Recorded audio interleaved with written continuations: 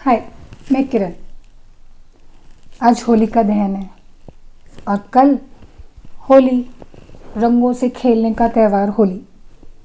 लाल, नीले, गुलाबी, पीले, हरे, बहुत सारे रंग और इतने रंग चेहरे पर कि चेहरा पहचानना मुश्किल। हर तरफ हुड़दंग, होली का हुड़दंग। आज हम भी इस वीडियो में मस्ती करेंगे होली की।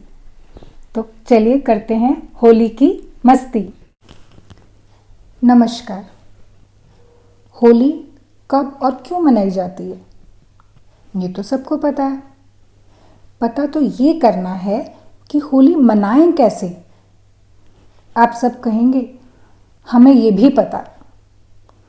दूसरों पर रंग डालेंगे, गुजिया बनाएंगे, तरह तरह के पकवान खाएंगे, हो हल्ला मचाएंगे, डीजे की थाप पर नाचेंगे, रिश्तेदारों के घर जाएंगे, सबसे गले मिलेंगे। मान गया होली का त्यौहार। क्या सचमुच होली का रूप इतना सही है?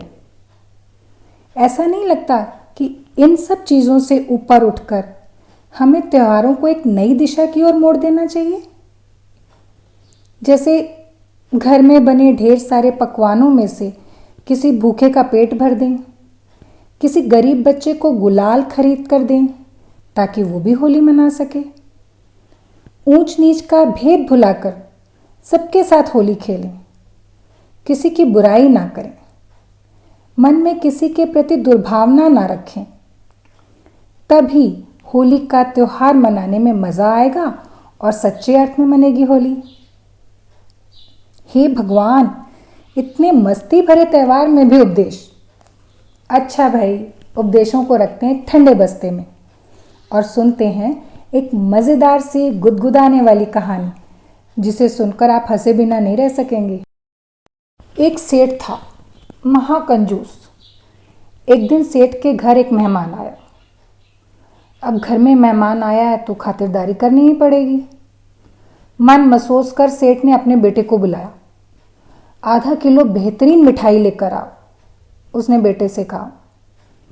सोने पर सुहागा कि बेटा सेठ से भी ज्यादा कंजूस।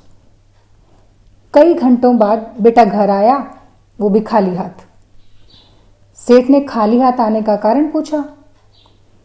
बेटे ने कहना शुरू किया, पिताजी, मैं मिठाई की दुकान पर पहुंचा और हलवाई से बोला कि सबसे अच्छी मिठाई दे दो।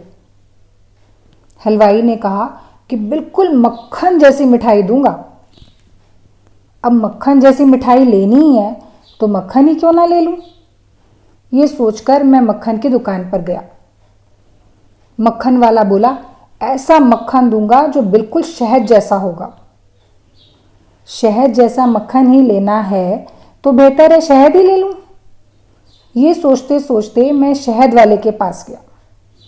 जब मैंने कहा कि सबसे बेहतरीन शहद चाहिए तो शहद वाला बोला, बाबूजी, बिल्कुल पानी जैसा साफ शहद दूंगा। ये सुनकर मेरा दिमाग चकराया। मैंने सोचा, पानी तो घर पर ही है, मैं क्यों करूं पैसे बर्बाद। और मैं चला आया खाली हाथ। कंजूस की बाछें खिल गई। वाह, क्या बेटा पाया मैंने, बाप के नक्शे कदम पर चलने वाला। बेटे को शाबाशी देते हुए उसके मन में एक शंका ने भी जन्म लिया। उसने बेटे को अलग ले जाकर पूछा, बेटा, तू इतनी देर घूमकर आया, चप्पल तो घिस गई होगी। बेटा बोला, चिंता की कोई बात नहीं है पिताजी, ये तो उस मेहमान की चप्पल है जो घर पर आया। सेठ की आंखों में खुशी के आंसू आ गए। बुरा न मानो, होली है। आप सब हंसते रहिए, मुस्कुराते रहिए, खिलखिलाते रहिए, लोगों को हंसाते रहिए और होली का त्यौहार मस्ती से मनाइए। लेकिन लेकिन लेकिन लेकिन इस कोरोना काल में ज़्यादा बाहर मत निकलिए। अपने घर में ही होली का त्यौहार मनाइए, क्योंकि इस छोटे से जीवन को अगर हम अच्छे से जीना चाहते हैं तो इसे सुरक्षित रखना ज़रूरी है। तो इस जीवन को आगे अगर ले जाना है और अच्छे से होली मनानी है तो घर में ही रहिए और लोगों को भी घर में रहने का संदेश दीजिए। इसी बात पर हैप्पी होली।